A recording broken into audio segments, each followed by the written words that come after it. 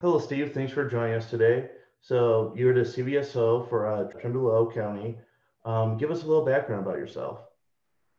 Well, before I came to Trempealeau County, I was active duty military for almost 11 years. And then I went into the Air National Guard full time pretty much for 4 or 5 years. And I just crossed over the 18-year mark as a weekend guardsman. They call it drill status guardsman now. Prior to the military, I grew up about an hour south of Kansas City, Kansas.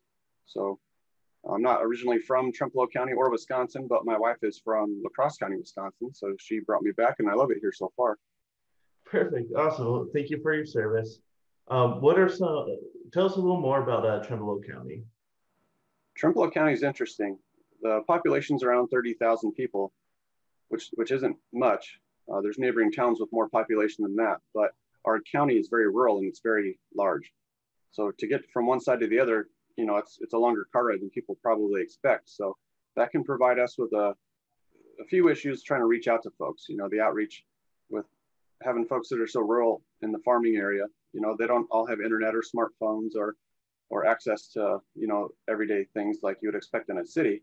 So otherwise, I feel like it's a really down to earth community that supports each other, and everybody seems to know everybody since it is such a smaller community. But yeah, it's a great place to be.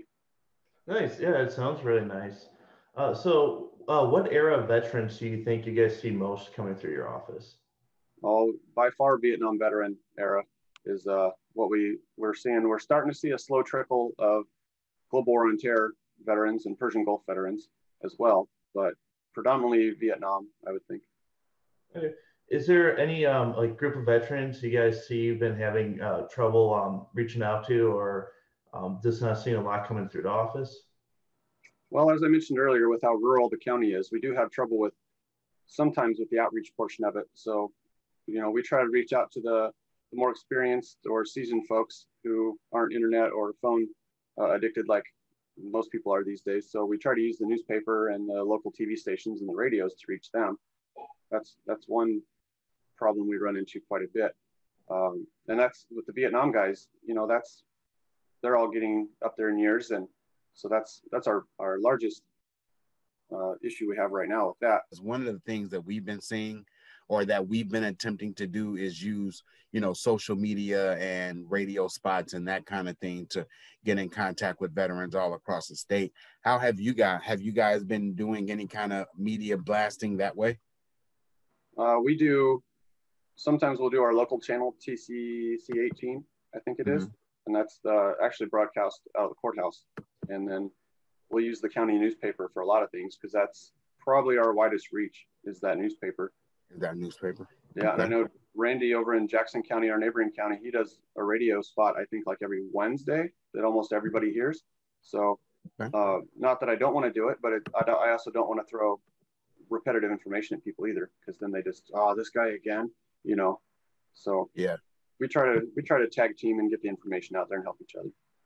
Are there any local like different veteran organizations you guys partner with up there? Absolutely. There's multiple American Legions, VFW, AMVETS 40 and 8. They're very active in the community, and you'll see quite a few of these service members are quadruple headed. They'll be in all four organizations or more. DAV is around, it's not as strong of a presence, but yeah, we've got guys that are working with every single organization, and they're out and about helping each other, helping the communities, and it's great to see their continuing service. Oh, that's really good to hear. That's cool, and it's cool how some of them are in all the organizations or most of them. It's really cool way to stay in touch with each other. Absolutely. Yep. Um, well, the last question I got for you too, then, Steve, is what's the best way for anyone to get in contact with your office? I would say the best way is by phone or by email directly to our office. Then myself and my counterpart, Don, who's a great resource as well, will both receive the email, and that can be found on our website. And then the phone number for our office is 715-538-2311, and then call extension either 217 or 218, and you'll get one of either Don at 217 or myself at 218. And then we also have a website on the Trempealeau County page too. And if you have trouble navigating that, I'm sure you could Google search, Trempealeau County CVSO and find us there. But otherwise, we're located in the courthouse in Whitehall, Wisconsin, and right through the security checkpoint, and then first door to the right. You can't miss us. Okay. Okay. Do you partner with pretty much all the surrounding CVSOs in the area? Oh yeah, every CVSO in the state, really, everyone works together really well because we'll have vets who move around the state, you know, over the years, and we won't see them, and then they'll pop in and they'll want to get some paperwork filed or need a DD 214, but we never started their paperwork, so we'll have to call, you know, like all the way over to Green Bay County or Milwaukee County or whoever and say, hey, you used to have this veteran, can you send me their file? And then we have to, not have to, we assist the other office, you know, to get the information over. I would have assumed, you know, with the closer counties around you, but I'm glad to hear that you guys partner with all of, no matter where they are across the state, as far as the CVSOs are concerned. That's awesome. Oh, and That's awesome. as far as that goes, I've worked with, you know, Minnesota CVSOs and Iowa CVSOs, and we all reach out to each other when the need arises, you know, and we treat them like they're our own, you know. So how did I have a couple of friends over in Illinois, and once they found out that I was, you know, working with veterans in this capacity, they started asking questions. So you guys, I mean, the CVSOs in other states, are they kind of functioning the way that you all function here in Wisconsin? Yeah, the biggest differences you're going to see is state benefits are different in every state, but we all pretty much function the same with federal benefits. Everybody, like you said, is unique, so we all have our different ways that we process and do our, you know, our tasks. But I think that all depends on your demographic, you know, who you're serving, what area you're in, that kind of thing, how you approach it. So it's good that there's not one, you know, restrictive way we have to do it, because you can't reach everybody in one way. Everybody's a different person. Right. Right. Yeah, and we work nationally too. There's a national association of CVSOs as well that most of us are members in, and we have a conference once a year as well. That'll actually be in Madison 2023. It was supposed to be this year during our spring conference, but it got postponed because of COVID. So yeah. That's something we definitely want to make sure we be a part of, if that's an opportunity to do so. Yeah, nacvso.com. .org. nacvso.org. Definitely do that. What are some of the biggest issues you think that you face or that your veterans face in your county, though? One of the largest obstacles right now we're typically dealing with is just transportation for medical. Thank you very much for giving us the opportunity to speak with you. Because we're in a county that doesn't have a DAV van. I don't know if you're familiar with those or not, but yeah. So we don't have a DAV van up in Trimble County. So we have a volunteer program that we partner with the Aging and Disability Resource Center for. So we have a van that Toma VA gave us to use. We obviously have to use it, you know, with their standards. We can't use it if they tell us not to. We have to follow whatever rules because they're sponsoring it. And then we have guys volunteer to drive that, and women, of course. And then we have a volunteer program where they drive their own vehicles, and then we give them a little bit of mileage, you know, whatever the IRS standard is, and we cover their meals. And because they could be gone all day, they'll take a group of vets to the VA or to local surrounding VA providers in the community. And because a lot of these folks can't drive, or the procedures they're having done, they can't drive back, you know, whatever the case. So we're always trying to do outreach and find more volunteer drivers in our area to help the veterans get to and from their appointments. That's definitely an ongoing issue that we have all the time. The only county that goes through that. I've definitely, for the counties that are lucky enough to have a van, I'll start that statement that way. Being able to get people to drive it, and they definitely rely on volunteers. Mm-hmm. And, you know, some type of stipend in their budget to be able to help pay for, like you say, meals or, you know, maintenance and mileage on the vehicles and that kind of thing.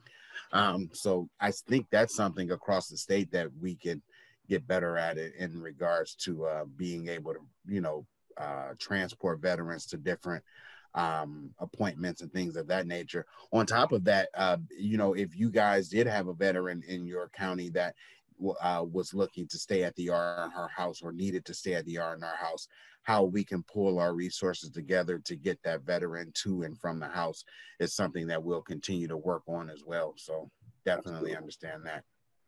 Yeah, I'm just learning about you guys, so I'm looking forward to working with you in the future.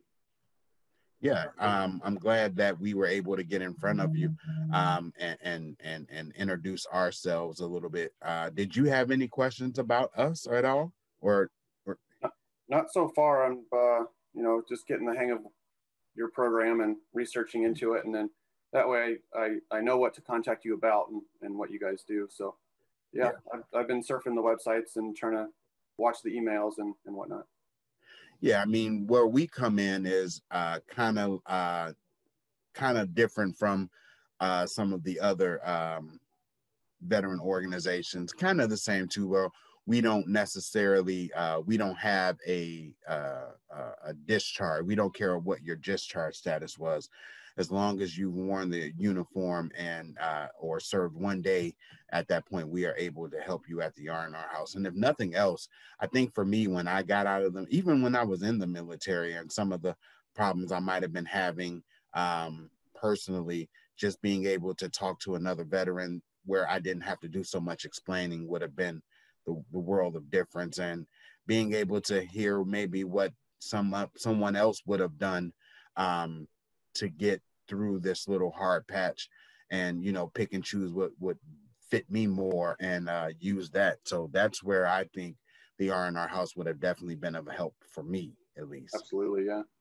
And there's also national programs with VA called what is it, veteran to veteran, like peer specialists, where you can call in and talk to someone who you feel comfortable in the same way you just talked about.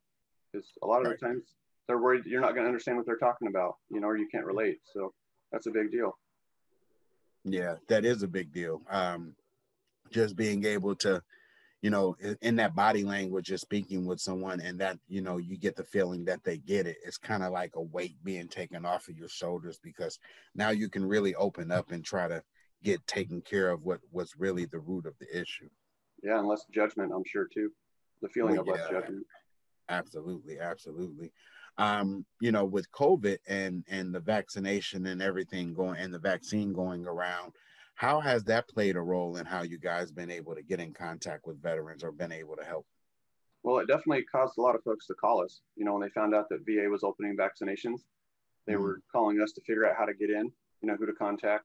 And then when they opened it up even further to spouses and caregivers, that, we got more phone calls about that. So usually when the VA puts something out in the mail, because they love to send their mail, we're the first person they call, and I'm glad they do, because calling the VA is terrible sometimes. They're just so busy. And you're going to get us most of the time within the same day if we're not able to answer right away. The VA, they probably aren't going to call you back if it's not an emergent thing, because they have so much on their plate. So I'm glad they call us. That's why I do the newspaper ads, because then I get a lot of phone calls just based off of, hey, VA put this public service announcement out, and then I'll post it in the local paper, and people call me, well, how do I sign up for that? What does this mean? And then we start talking about other things. Well, how is the family? How's the rest of your benefits? What else can I do for you? Yeah. You never know who, they may have never come to see you before, and they've lived in the county their whole lives. And you're like, oh, what do you do?